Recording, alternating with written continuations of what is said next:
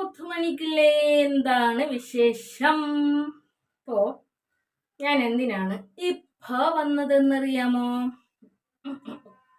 അതായത് ഞാനൊരു വീഡിയോ ഇടാതിരിക്കുന്ന സമയത്ത് ആർക്കും ഒരു പ്രശ്നവും ഇല്ലടെ. ഞാനൊരു വീഡിയോ ഇടട്ട് അപ്പൊ വരും കുറേ താത്തച്ചിമാര്. എന്തൊരു താത്തച്ചിമാരെ, നിങ്ങൾക്കൊന്നും വേറെ പണിയില്ലേ? ഇതേ ക്വസ്റ്റ്യൻ എൻ്റെ അടുത്ത് ചോദിക്കുന്നത് കൊണ്ട് ഞാനത് തിരിച്ച് നിങ്ങളടുത്ത് ചോദിക്കുന്നതാണ്.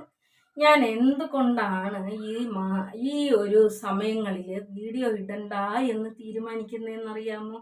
എനിക്ക് തന്നെ എൻ്റെ സ്വഭാവം തീരെ ഇഷ്ടമില്ലാത്തൊരു ഘട്ടത്തിൽ കൂടിയാണ് കടന്നു പോയിക്കൊണ്ടിരിക്കുന്നത്. കാരണം എൻ്റെ വായിന്ന് നല്ല വർത്തമാനങ്ങൾ അങ്ങോട്ട് വരുന്നില്ല. എനിക്ക് എന്താണ് സംഭവിച്ചതെന്നൊന്നും എനിക്കറിയാൻ പാടില്ല.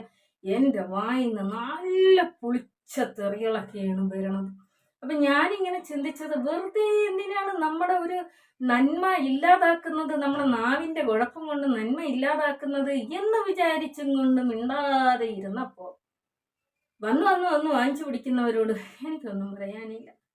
ഈ വാങ്ങിച്ചു പിടിക്കുന്നതെന്ന് പറഞ്ഞു കഴിഞ്ഞാൽ ചില ആൾക്കാർ, എടാ ഞാൻ വീഡിയോ ഇട്ടില്ലെങ്കിൽ അവർക്കൊന്നും ഒരു പ്രശ്നമില്ല. വീഡിയോ ഇടുമ്പോൾ വന്നിട്ട് പുല്ല് പറയുന്ന പുല്ലത്തികളെ, നിങ്ങളോട് എനിക്ക് പറയാനുള്ളത്, നീയൊക്കെ വന്നിരുന്ന് ഇങ്ങനെ എഴുതി തകർക്കുന്ന സാധനം ഉണ്ടല്ലോ, ഈ എഴുതി തകർക്കുന്ന സാധനം ഞാൻ എൻ്റെ ഫേസ് കാണിച്ചുകൊണ്ട് എൻ്റെ ഓൺ അഭിപ്രായം ഞാൻ എഴുതാതെ വീഡിയോയിലൂടെ എൻ്റെ അഭിപ്രായം ഞാൻ പറയുകയാണ് ചെയ്യുന്നത്. എടാ, നീ ചെയ്യുന്ന അതേ കാര്യമാണ് ഞാൻ ചെയ്യുന്നത്.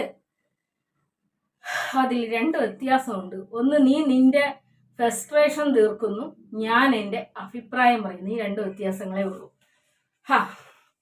അപ്പോൾ കുറച്ചധികം കാര്യങ്ങൾ പറയാൻ എനിക്ക് ഇഷ്ടമില്ല. എന്ത് ചെയ്യാനാണ്? ഇന്നലെ ഞാൻ ഒരു വീഡിയോയോ ഷോർട്സോ എങ്ങാണ്ടൊക്കെ ഇട്ട സമയത്ത് കുറച്ചധികം താത്തച്ചിമാര് വന്നിട്ട് എനിക്ക് ഈമാൻ പഠിപ്പിച്ചു തരുന്നുണ്ടായിരുന്നു.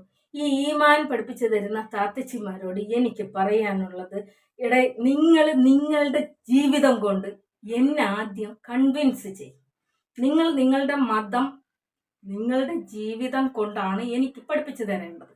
ഞാൻ എൻ്റെ അഭിപ്രായം ഞാനൊരു വീഡിയോ ആയിട്ട് ചെയ്തപ്പോൾ അതിൻ്റെ താഴെ വന്ന് നിങ്ങൾ നിങ്ങളുടെ അഭിപ്രായം കുറിച്ചിട്ട്, ഞാൻ ചെയ്ത അതേ കാര്യം തന്നെയല്ലേ പിള്ളേരെ നിങ്ങളും ചെയ്തിരിക്കുന്നത്?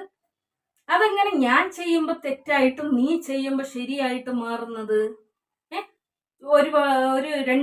കുറച്ചധികം ആൾക്കാർ വന്നിട്ട് ഇങ്ങനെ പറയുന്നുണ്ടായിരുന്നു, അവളുടെ കാര്യമല്ലേ, അവളുടെ ജീവിതമല്ലേ പറയുന്നത്, നീ എന്തിന് അതിൽ അഭിപ്രായം പറയുന്നു? ഞാൻ എൻ്റെ അഭിപ്രായമല്ലേ പറഞ്ഞത്. അതിൻ്റെ അകത്ത് കയറി നീ അഭിപ്രായം പറയാൻ നീയൊക്കെ ആരാണ്? അപ്പൊ നിനക്കൊക്കെ അഭിപ്രായം പറയാൻ ഞാൻ മിണ്ടാതിരിക്കണം. കാരണം എന്ത്? റമളാൻ മാസമാണ്, മിണ്ടരുത് പോലും. ഈ റമളാൻ മാസത്തിൽ മാത്രമേ നന്മയും ഇതൊക്കെ പറഞ്ഞിട്ടുള്ളൂ, നിങ്ങളുടെ മതം നിങ്ങളെ പഠിപ്പിച്ചിട്ടുള്ളൂ? എനിക്കറിയാൻ പാടില്ലാത്തതുകൊണ്ട് ചോദിക്കുന്നതാണ്. റമളാൻ മാസത്തിൽ മാത്രം ഒതുങ്ങിക്കൂടെ എന്ന് ചോദിച്ച കുറച്ച് കൊച്ചമ്മമാരുണ്ടായിരുന്നു. ഈ റമളാൻ മാസത്തിൽ മാത്രമേ ഒതുങ്ങേണ്ട കാര്യമുള്ളൂ, ബാക്കിയുള്ള സമയമൊക്കെ മുടി വിരുത്തിട്ട് ആടാം, ഷഡ്ഡിയും ബ്രൈസറും ഇട്ടിട്ട് ആടാം, അങ്ങനെയാണ്? എനിക്കറിയാൻ പാടില്ലാത്തതുകൊണ്ട് ചോദിക്കുന്നതാണ്.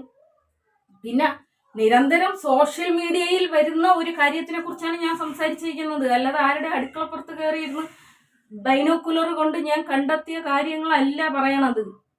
സോഷ്യൽ മീഡിയയിൽ പബ്ലിക്കായിട്ട് ഇടുന്ന ഒരു കാര്യത്തിനെ കുറിച്ചാണ് ഞാൻ വന്ന് സംസാരിക്കുന്നത്. ഞാനൊരു അഭിപ്രായം പബ്ലിക്കായിട്ട് ഇട്ടത് കൊണ്ടാണ് നിനക്ക് അഭിപ്രായം പറയാൻ വേണ്ടിയിട്ട് പറ്റിയത്. നീ എൻ്റെ അഭിപ്രായത്തിന് കാര്യം പറഞ്ഞാൽ മതി, അല്ലാതെ എനിക്ക് സ്വഭാവ സർട്ടിഫിക്കറ്റ് ഒന്നും തരാൻ വേണ്ടിയിട്ട് നിൽക്കണ്ട കമൻ്റ് ഇടുന്ന കമൻ്റോളികൾക്ക്. മനസ്സിലായ? ബാക്കി ഇനി കുറച്ച് കാര്യങ്ങൾ എനിക്ക് പറയാനുള്ളത് വെപ്പാട്ടി തമ്പുരാട്ടിയുടെ അടുത്താണ്.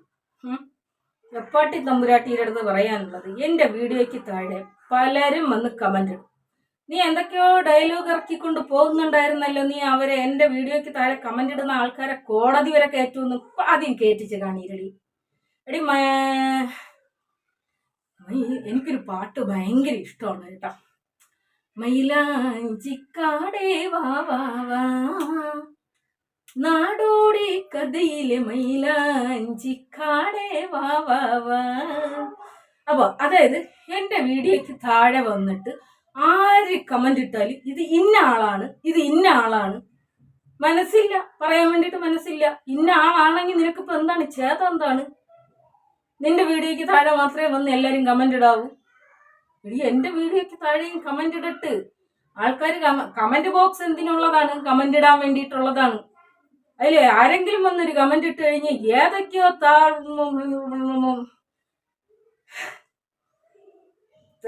തള്ളമാർക്ക് കിഴപ്പുള്ളത് പോലെ തന്നെ ഇപ്പൊ തുടങ്ങിയിരിക്കുന്ന ഒരു പുതിയ പരിപാടിയാണ് കമന്റ് ഇടാൻ സമ്മതിക്കൂല. ഇവിടെ ആരെങ്കിലുമൊക്കെ കമന്റ് ഇടട്ടടേ, എന്നാലല്ലേ നമ്മക്ക് മനസ്സിലാവൂ, എന്നാലല്ലേ നമ്മക്ക് ഇങ്ങനെ പ്രതികരിക്കാൻ വേണ്ടിയിട്ട് പറ്റൂ. പിന്നെ കുറെ അധികം ആൾക്കാർ വന്നിട്ട് റമളാൻ മാസമല്ലേ ഒതുങ്ങിക്കൂടെ ഒതുങ്ങിക്കൂടെ എന്ന് ചോദിക്കുന്നുണ്ട്. ഇത് നിങ്ങൾ രായമേരടുത്തല്ല ചോദിക്കേണ്ടത്. ഈ ചോദ്യം യഥാർത്ഥത്തിൽ ചോദിക്കേണ്ടുന്ന ആളുകളുണ്ട്. അവരോട് പോയിട്ട് നിങ്ങൾ ചോദിക്കുക, നിങ്ങൾക്കൊന്ന് ഒതുങ്ങിക്കൂടെ, നിങ്ങൾക്ക് നിങ്ങളുടെ ജീവിതം കൊണ്ട് നിങ്ങൾക്ക് മാതൃകയായിക്കൂടെ എന്ന് ചോദിക്കണം. കേട്ടോ സർപ്പങ്ങളെ, കേട്ടോ? അല്ലാതെ രായമേരടുത്ത് വന്നിട്ട് ചോദിച്ചിട്ടൊരു കാര്യമില്ല. എനിക്ക് തെറി വിളിക്കാൻ വയ്യാടെ, വയ്യാന്നല്ല, എനിക്ക് തെറി വിളിക്കാൻ നല്ല ഇഷ്ടമാണ്. ഈ സമയത്ത് തെറി വിളിക്കണ്ട എന്ന് പറഞ്ഞും കൊണ്ട് മിണ്ടാതെ പോകുന്ന എന്റെ വയ്ക്കാത്തി വാങ്ങിച്ചു പിടിക്കരുത്. ഞാൻ നല്ലോണം പറയും. പിന്നെ ചെന്നാണെന്ന് പോലീസമാനെ എന്നെ തെറി വിളിച്ച് എന്ന് പറയരുത്. കാരണം എനിക്ക് എന്റെ ക്ഷമയുടെ നെല്ലിപ്പലക കെട്ടിട്ടാണ് ഉള്ളത്. എന്റെ വായിന്ന് എന്തെങ്കിലും വീണിട്ട് അയ്യോ എന്നതോ അവള് പറഞ്ഞേന്ന് കിടന്നില്ല വിളിക്കരുത്. ഓക്കെ? കൊടുത്ത കൊല്ലത്തും കിട്ടും. ഓക്കെ? കൊല്ലത്തും കിട്ടും, മലപ്പുറത്തും കിട്ടും, എല്ലായിടത്തും കിട്ടും, എറണാകുളത്തും കിട്ടും, ആലുവയിലും കിട്ടും. എന്തിനാ ഈ മക്കളെ കേസും വഴക്കും വെക്കുക? വല്ലയിടത്തും ഒക്കെ എത്തുവോ? വല്ലയിടത്തും ഒക്കെ എത്തിക്കണം. കാരണം ഒരുപാട് കാര്യങ്ങൾ നമുക്ക് ചെയ്തു തീർക്കാനുണ്ട്. കുറേ അധികം കാര്യങ്ങൾക്ക് എനിക്ക് ചോദിക്കാനുമുണ്ട്, എനിക്ക് മറുപടി കിട്ടാനുമുണ്ട്. അതൊക്കെ നമുക്കൊന്ന് പറയുകയും കേൾക്കുകയൊക്കെ ചെയ്യണം. ഓക്കെ? ഇന്നലെ നമ്മളെ തമ്പുരാട്ടി എന്തോ പറയണുണ്ടായിരുന്നു, ഉമ്മാക്ക് ഞങ്ങൾ അവിഹിതം ഉണ്ടാക്കി കൊടുത്തിട്ടില്ലാന്ന്. പൊന്നാരക്കട്ടെ, പിന്നെ നിന്റെ തള്ളക്ക് ഞങ്ങളാണ് അടി അവിഹിതം ഉണ്ടാക്കി കൊടുത്തത്? നിന്റെ തള്ളക്ക് ആര് അവിഹിതം ഉണ്ടാക്കി കൊടുത്തത്? നീ. അതും പെറ്റ് വളർത്തി 30 കൊല്ലത്തോളം നീ കാണിച്ചിട്ടുള്ള കോപ്രായങ്ങൾക്ക്, നീ കാണിച്ചിട്ടുള്ള കൂത്താട്ടങ്ങൾക്ക് എല്ലാം കൂട്ടുനിന്ന തള്ളേനെ നിന്റെ വീട്ടിൻ്റെ അകത്തുനിന്ന് നിന്റെ കാമുകനെ പൊക്കി എന്ന ഒരൊറ്റ കാരണം കൊണ്ട് അത് ഏത് കാരണമായിരുന്നു? ഈ കാമുകന് ജോലി ചെയ്യാതെ തിന്നാൻ കൊടുത്തോണ്ട് നടന്നതാണ് നീ.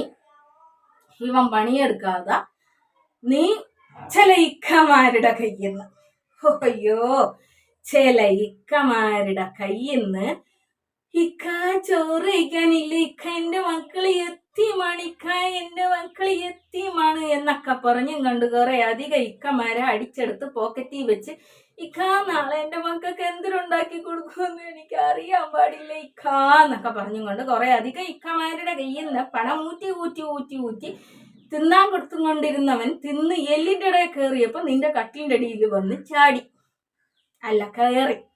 അവിടെ വെച്ച് നിന്റെ പെറ്റ തള്ള അവനെ കൈയോടെ പിടിച്ച്. ഈ പിടിച്ച സമയത്ത് ഇത് നാട്ടുകാരെല്ലാം അറിഞ്ഞതിന്റെ കാരണക്കാരി നിന്റെ തള്ളയാണ് എന്ന് പറഞ്ഞും കൊണ്ട് നീ തന്നെ 10-30 കൊല്ലത്തോളം വളർത്തിയ നിന്റെ ഉമ്മാന ആ കട്ടിലിൻ്റെ അടിയിൽ നിന്ന് അന്ന് പൊക്കിയ അവന്റെ സാന്നിധ്യത്തില് ദശലക്ഷക്കണക്കിന് ആളുകൾ കേൾക്കേ, മോളെ, ദശലക്ഷക്കണക്കിന് ആളുകൾ കേൾക്കേ നീ നിന്റെ തള്ളയ്ക്ക് അവിഹിതം ഉണ്ടാക്കിയത് എങ്ങനെ എന്നുള്ളത് ഞാൻ പറഞ്ഞു തരാം. നീ അവനെ അടുത്തിരുത്തിക്കൊണ്ട് എന്റെ തള്ള എങ്ങനെയാണ് ഞങ്ങളെ വളർത്തുമ്പോൾ ഏത് രീതിയിലായിരുന്നു എന്നുള്ളത് ഞാൻ പറയട്ടോ സാറേ എന്ന് ഞാൻ പോലീസുകാരോട് ചോദിച്ചു എന്ന്. അപ്പൊ ഏത് രീതിയിലായിരുന്നു എന്നുള്ളത്, പിന്നെ എങ്ങനെ അവിഹിതം അല്ലാതെ മുന്നേ ഏത് രീതിയിലായിരുന്നു മോളെ പറഞ്ഞത്? ഏത് രീതിയിൽ നീ നിന്റെ തള്ളയെ കണ്ട് എന്നാണ് നീ പറഞ്ഞത്? പിന്നെ നിന്റെ ഉമ്മയും ഉപ്പയും നിനക്ക് നല്ല ശിക്ഷണം തന്നല്ല വളർത്തിയത് എന്നുള്ളത് നിന്റെ ഈ കൂത്താട്ട സ്വഭാവത്തിലൂടെ തന്നെ വ്യക്തമാകുന്നുണ്ട്. അപ്പൊ അതുകൊണ്ട് ഒരുപാട് വെള്ളം പൂശിയിട്ട് നീ എന്തൊരു കഷ്ടാണെന്ന് പറയട്ട് ഇടേ, നീ ഒതുങ്ങിക്കോ മോളെ, ഇല്ലെങ്കിൽ പുന്നാരക്കട്ടെ നീ ഓരോ ദിവസവും വീഡിയോയിൽ വന്നിരുന്ന് മെരിഞ്ഞ് കരഞ്ഞ് മെഴുകിക്കൊണ്ട് പോകുന്ന പണി ഞാൻ എടുക്കും. മാന്യമര്യാദയ്ക്ക് ഞാൻ പറയുകയാണ്, നീ ഒതുങ്ങിക്കോ. ഇല്ല എങ്കിൽ ഡെയിലി നീ വന്നിരുന്ന് കരഞ്ഞ് മെഴുകുന്ന പരിപാടി ഞാൻ എടുക്കും. എല്ലാ ലെവലാതിരുമായി